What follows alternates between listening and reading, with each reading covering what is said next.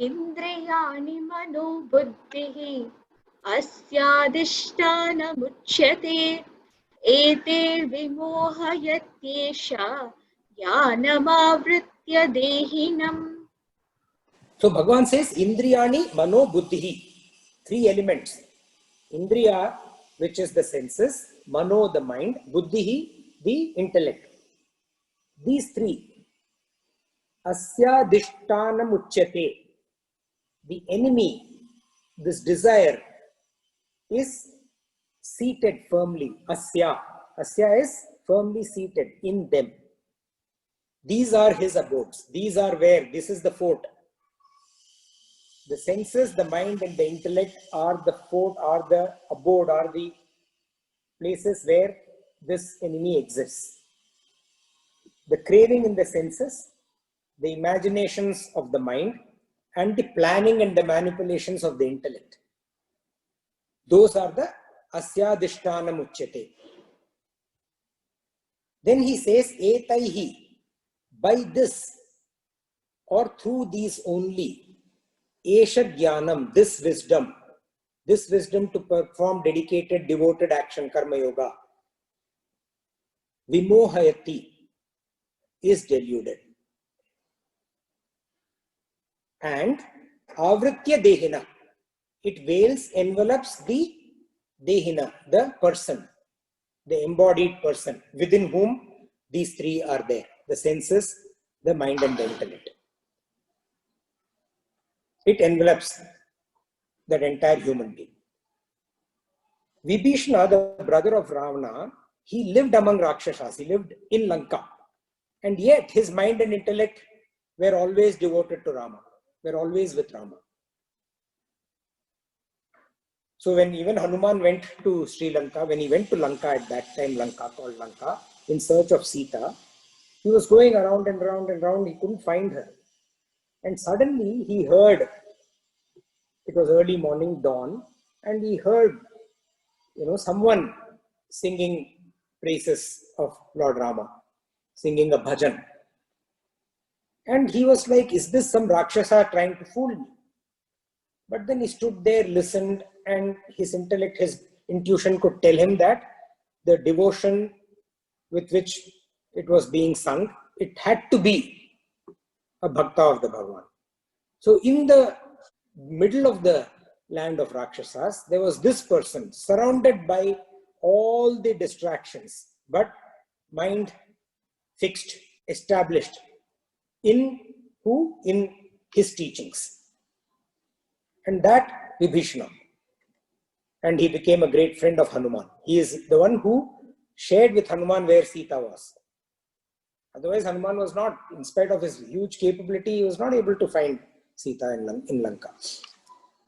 So how did Vibhishana manage that? So Bhagavan now gives us, so he's told us what the enemy is. He has explained to us the nature of the enemy, the qualities of the enemy. Now he is telling us what is the first step in overcoming the enemy. That is described in the next verse. Tasmat tvamindriyanyadau niyamya bharatarshava papmanam prajahihenam jnana vijnana nashanam. Tasmat Bharatarshava, the first word and the last word of the first phrase in the verse.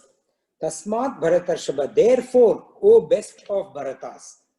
Bharatarshava means the best among the Bharatas.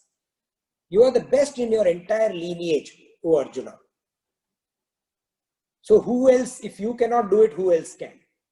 So Bhagavan is now encouraging Arjuna. He is giving a pat in his back. You can. He is giving him the confidence. And you can do what? Tvam adav niyamya indriyani. You first.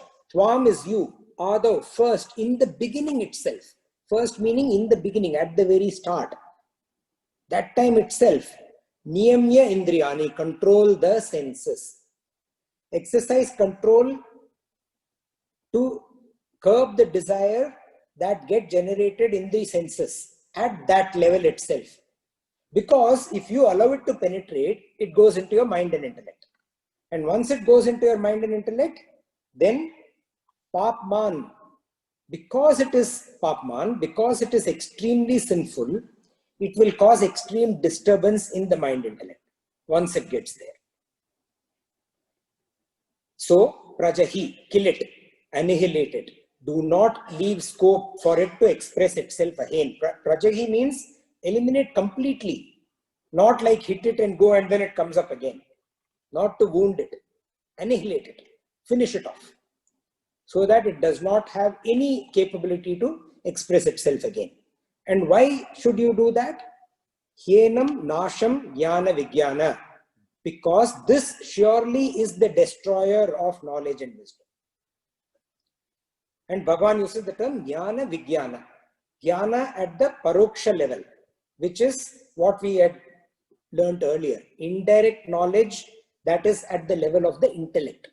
Paroksha jnana, indirect knowledge, hearsay. Somebody has told me that Mount Everest is the tallest land formation on planet Earth. I've heard about it. But because it's from a trustworthy source, I believe it. But that is indirect knowledge. It is at the level of my intellect. Vijnana is aparoksha level. It is direct experienced knowledge. Direct experience, that becomes wisdom, which is at the level of the mind. So, jnana vijnana, knowledge and wisdom at the intellect and at the mind level. And this enemy is surely going to destroy at both levels. So before it gets there, finish it off. How does one eliminate negative tendency in the beginning itself, Adav, as Bhagavan says, and control it from causing harm, niyamya, controlling it. So Thomas Edison, he came home from school one day and he said, Mom, my teacher gave me this paper and she said, only you are to read it. What does it say? He asks her. So the mother, as she reads it, tears well up in her eyes. And then she reads the letter aloud to him. He says, your son is a genius. This school is too small for him. And he is even better than all his teachers. So you should teach him at home yourself. No point in sending him to school, teach him at home yourself. And so, saying this, the mother starts teaching Thomas Edison. And as we all know, Thomas Alva Edison goes on to become one of the greatest ever inventors. Not just a scientist, but greatest ever inventors. Studying science is one thing, but using science to create something new which is useful for humanity is something else. So one of the greatest ever, Thomas Alva Edison. And what all? Electric power generation in the form of the bulb, the first bulb. Sound recording, mass communication devices, movies, various fields he was an inventor. After his mother passed away, one day Thomas Edison was in his mother's house cleaning up. He needed to clean up the house. And in her study drawer, he found this letter. And then he opened it and he read it, and it says, the letter was written, your son is mentally deficient. We cannot let him attend our school anymore. He is expelled. So deeply moved, Edison wrote in his diary, Thomas A. Edison was a mentally deficient child whose mother turned him into a genius of the century. So his mother deployed whatever she did on the spot to eliminate that negative tendency in the beginning itself.